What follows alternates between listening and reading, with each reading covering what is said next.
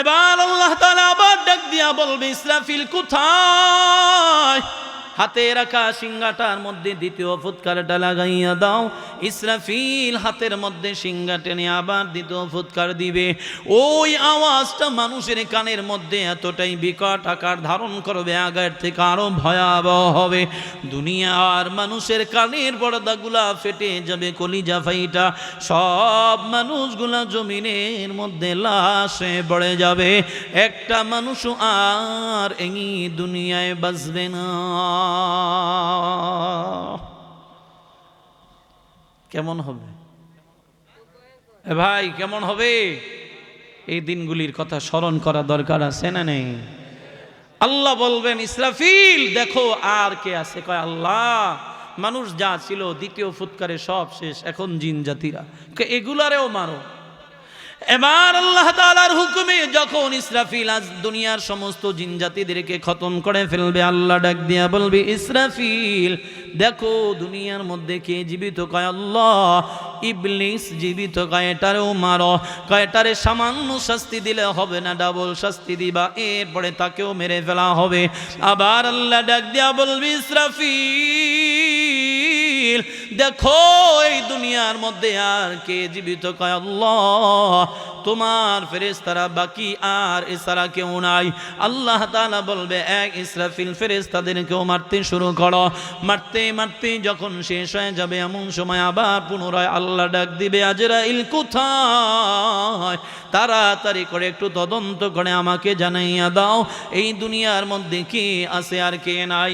আজরাইল যখন দায়িত্ব পাবে তখন তো প্রায় সব শেষ হয়ে যাবে। আজরাইল তদন্ত করে রিপোর্ট দেবে, আল্লাহ এই দুনিয়ার মধ্যে জিবরাইল, মিকাইল, ইসরাফিল, আমি আজরাইল আর হুয়াল হাইয়ুল কাইয়ুম, চিরস্থায়ী চিরঞ্জীব তুমি আল্লাহ, এই পাঁচজন ব্যতীত আর এই দুনিয়ায় কেউ নাই। এবার আল্লাহ ডাক দেয়া বলবে, আজরাইল জিবরাইল রেও ধরো, মিকাইল রেও ধরো, ইসরাফিল রেও ধরো, তিনজন ধাপে ধাপে খতম হয়ে যাবে। আবার আল্লাহ তাআলা ডাক দিয়া বলবে, আজরাইল রে একটু তদন্ত করে দেখো দুনিয়ার জমিনে কে আছে আর কে নাই। কয় আল্লাহ, এই দুনিয়ার জমিনে শুধু তুমি আর আমি, ডানে বামে সামনে পিছনে এই দুইজন ছাড়া আর কেউ নাই। আল্লাহ এবার বলবে, আজরাইল সব যেহেতু শেষ হয়ে গেল, এখন তোমার পালা, মরে যাও। আজরাইলেরও মরতে হবে, কথা বলেন ঠিক কিনা? মুরব্বীরা, আজরাইল মরবে নি? কথা কয় না, মরবে। কেউ মরবে? হ্যাঁ না, এতদিন মানুষে মারছে খালি কন্যা, হুকুম কা? কষ্ট হইতেছে ভাই, একটা কিন্তু বাজে নাই। শেষ করে দেবো, শেষ করে দেবো, শেষ করলে হ্যাঁ কি বলেন?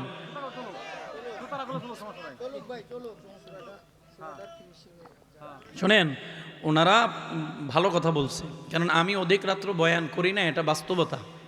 কারণ শামীম রেজা ভাই ভালো করে জানে আমার ব্যাপারে, আমি অধিক রাত্র বয়ান করার পক্ষে না। কিন্তু আপনাদের এখানে আসায় আমার দেরি হয়েছে, তাই বলে আমি বলি না যে আমার 12টায় দিবেন। আমি বলছি আমি সর্বোচ্চ 9:30 কি 10টার মধ্যে চলে আসবো। আমি আসছিও 10টায়, দেরি করছেন আপনারা, আমার কিন্তু দোষ নাই। যদি বলেন আল্লাহুম্মা আমিন, আর যদি বলেন না চলবে, আমি দোনোটায় আছি। এখন বলেন কোনটা চলবে? শেষ তো আর হবে না, হুজুর বলছেন শেষ করার জন্য, তবে চেষ্টা করব। ওই টাইম জানিয়েছি, 1টার মধ্যে মোনাজাত ফিনিশিং যা দিতে পারি, রাজি আছি ইনশাআল্লাহ। এবার আজরাইলকে আল্লাহ মরার জন্য বলবেন। মুরব্বীরা, এতদিন হ্যাঁ মারছে, হেরো এখন মরতে হবে, কথা ঠিক? এবার আজরাইল ডাক দিয়া বলবে, আল্লাহ এই যে মৃত্যুর যন্ত্রণাটা, মরণ নামক বস্তুটা আমাকে গ্রহণ করবে, এই কথাটা যদি আমি আগে জানতাম, অন্তত এই দায়িত্বটা আমি নিতাম না। কারণ আমি জানি মরণ যন্ত্রণা কত কঠিন।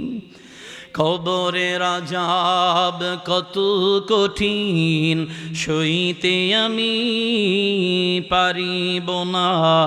মৃত্যুর যন্ত্রণা কত কঠিন, সইতে আমি পারিব না।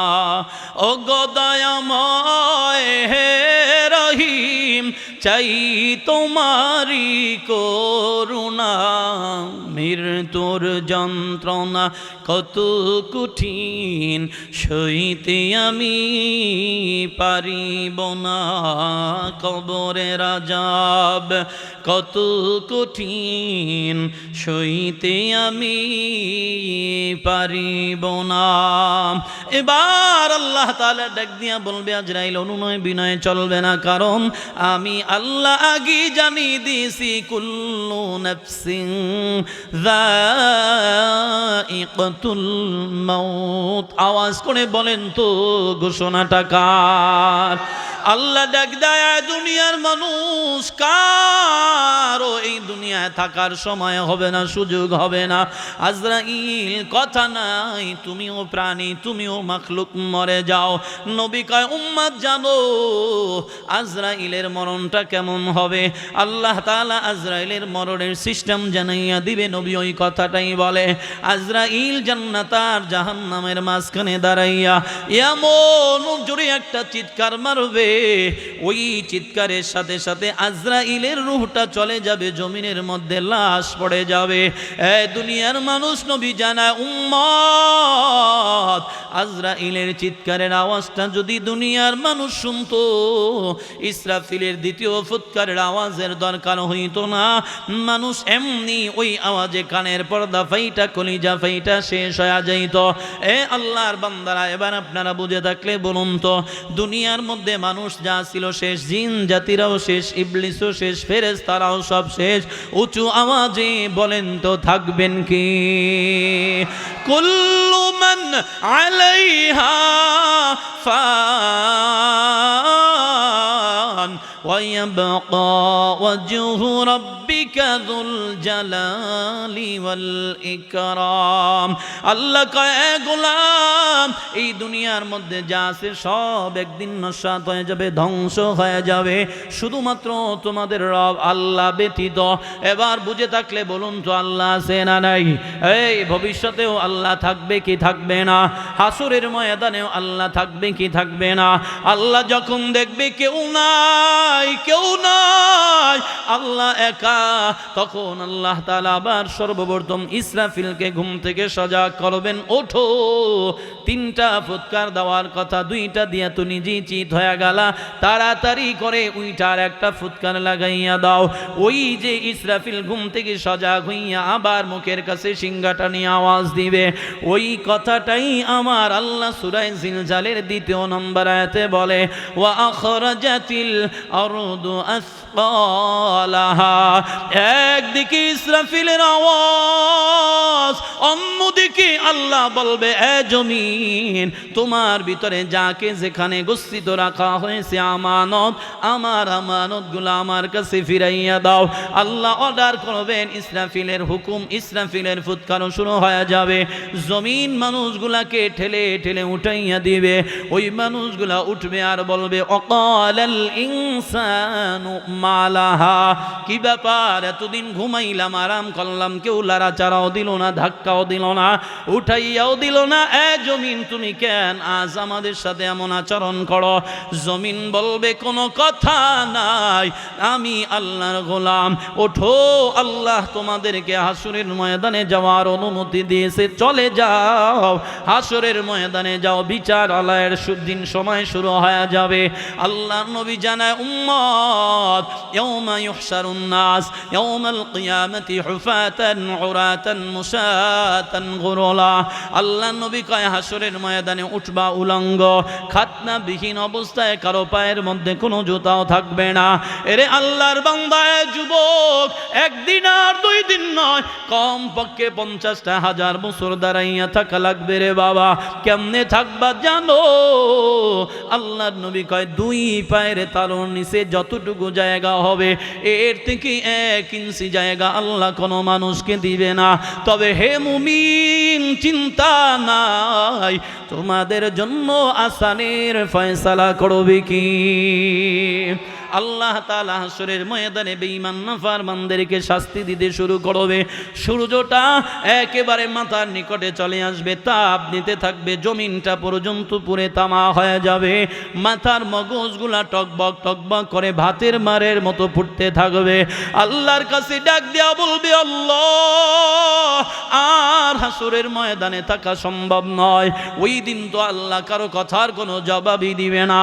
মানুষগুলো কষ্ট সহ্য করতে না ফিরে দৌড় মেরে চলে যাবে, বাবা আদম কোথায়? ও বাবা, তুমি প্রথম নবী, তুমি প্রথম মহামানব, তুমি আমাদের আদি পিতা, বিচারের জন্য আল্লাহর কাছে সুপারিশ করো। আল্লাহর নবী আদম ডাক দিয়া বলবে, এই আমার সন্তানেরা, আমি তোমাদের জন্য আর কিছুই করতে পারবো না, চলে যাও, অন্য কারো কাছে যাও। নূহ নবীর কাছে যাবে একই জবাব, মূসা নবীর কাছে যাবে একই জবাব, ইব্রাহিম নবীর কাছে যাবে একই জবাব। সমস্ত নবীর কাছ থেকে ঘুরে ঘুরে ঘুরে ঘুরে সর্বশেষ সবাই মিলে চলে যাবে আপনার আমার কলিজার টুকরা নবী জনাবে মুহাম্মদুর রাসূলুল্লাহ সাল্লাল্লাহু আলাইহি ওয়াসাল্লামের কাছে। আরে আল্লাহর বান্দারা, আম্মা জান আয়েশা সিদ্দিকা রাদিয়াল্লাহু তাআলা আনহা এই ঘটনাগুলো নবীর কাছ থেকে শুনতেছেন। আম্মা জান বলে, পয়গম্বর, হাসরের ময়দানে বিভীষিকাময় দিনে সমস্ত নবীরা পর্যন্ত যখন নাফসি নাফসি বলবে, ও নবী আপনি সেদিন কি করবেন? নবী আমার চোখের পানি সাইরা কয়, আয়েশা, একমাত্র আমি মুহাম্মাদুর রাসূলুল্লাহ। আল্লাহর নবী কয়, আমি আল্লাহ তাআলার মাকামে মাহমুদের নিচে সিজদায় পড়ে যাব। আমি আল্লাহর কাছে বলবো, আল্লাহ, সমস্ত নবীরা নিজেকে নিয়ে ভাবে, আমি মুহাম্মদ আমার উম্মতের চিন্তায় আছি, বলো আমার উম্মতের কি হবে? রে আল্লাহর বান্দা, কেমন নবী পাইছো জানো? আল্লাহ আয়াত নাজিল করে দেয়, ওয়ালা সাওফা ইউতিকা রাব্বুকা ফাতারদা। আল্লাহ কয়, পয়গম্বর চিন্তা নাই, যা চাইবেন তাই দিয়া খুশি করব। এই আয়াত শুনে আমার নবী বাচ্চা সন্তানের মতো ফুফাইয়া ফুফাইয়া কান্না করে। জিবরাইলকে ডাক দিয়া কয়, এই জিবরাইল, আমার বন্ধুর কাছে কান্নার কারণটা জিজ্ঞেস করে আসো, কেন বন্ধু কান্না করে? নবীর কাছে জিবরাইল মুহূর্তের মধ্যে হাজির হয়ে গেল। পয়গম্বর এত অনুনয় বিনয় করে কান্নার কারণ কি? আল্লাহ তো আপনাকে সুসংবাদ দিয়েছেন, যা চাইবেন তাই পাইবেন। আমার নবী ডাক দিয়া কয়, জিবরাইল রে, বলো আমাকে আল্লাহ কি দিয়া খুশি করবে? আমি তো দুনিয়ার সম্মান চাই না, আমি তো দুনিয়ার ক্ষমতা চাই না, আমি তো দুনিয়ার রাজত্ব চাই না, আমি তো দুনিয়ার কোনো কিছুই চাই না, আমি চাই আমার উম্মত। বলো আমার উম্মতের ব্যাপারে কি ফয়সালা হয়েছে? আল্লাহ তাআলা ডাক দিয়া কয়, হাবিব, চিন্তার কোনো কারণ নাই, আপনি একটা ফোঁটা চোখের পানি ফালাবেন না। ও নবী, আমি হাসরের ময়দানে আপনার কাছে জিজ্ঞেস না করে আপনার একটা উম্মতরে আমি আল্লাহ জাহান্নামে ছেড়ে দিব না। চিল্লায়া পড়ুন আল্লাহু আকবার। এই নবীর উম্মত, উম্মত হতে হবে, কি হতে হবে? উম্মত হতে হবে। দাড়ি নাই, মোছ নাই, নামাজ নাই, রোজা নাই, পর্দা নাই, পুশিদা নাই, হালাল নাই, হারাম নাই, নবীর উম্মত দাবি করে, আছে না নাই? 12ই রবিউল আউয়াল পাইলে শুধু জিলাপির জন্য দৌড়ায়, ঠিক কি না বলেন? এবার আল্লাহ নবী ডাক দেয়া কয়, আয়েশা, আমি তো আল্লাহ তাআলার মাকামে মাহমুদের নিচে সিজদায় পড়ে যাব। আল্লাহর কাছে বলবো, আল্লাহ তাড়াতাড়ি করে বিচার কার্য শুরু করে দাও।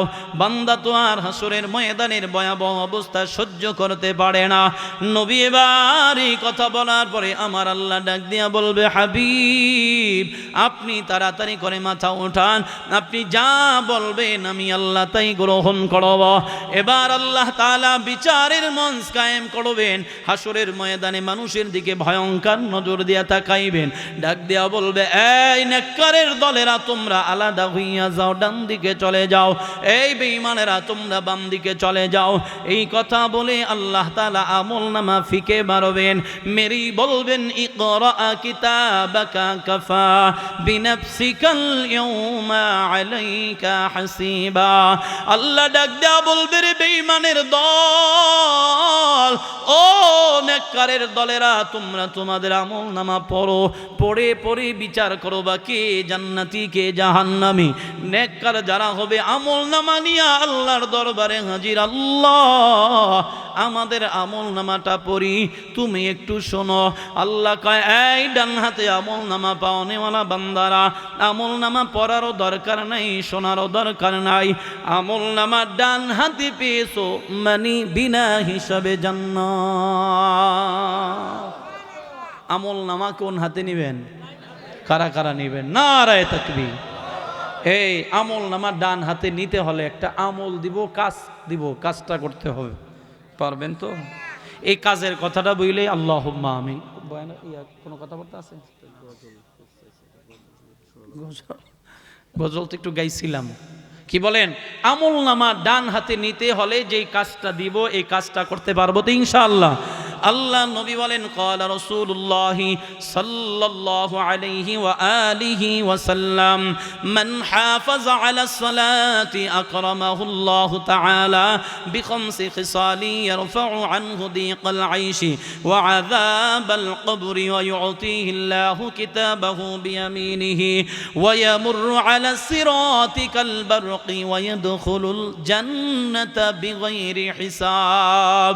আল্লাহ নবী ডাক দিয়া কয়, উম্মতের দল, যেই ব্যক্তি 5 ওয়াক্ত নামাজ ইহতিমামের সাথে গুরুত্ব সহকারে আদায় করবে, আল্লাহ তাআলা তাকে 5টা পুরস্কার দিবে। 1 নম্বর, নবী কয়, এই নামাজিওয়ালা, নামাজ আদায় করবা, আল্লাহ তাআলা তোমার জীবনের সংকীর্ণতা দূর করে দিবে, রিজিকের ফয়সালা করে দিবে।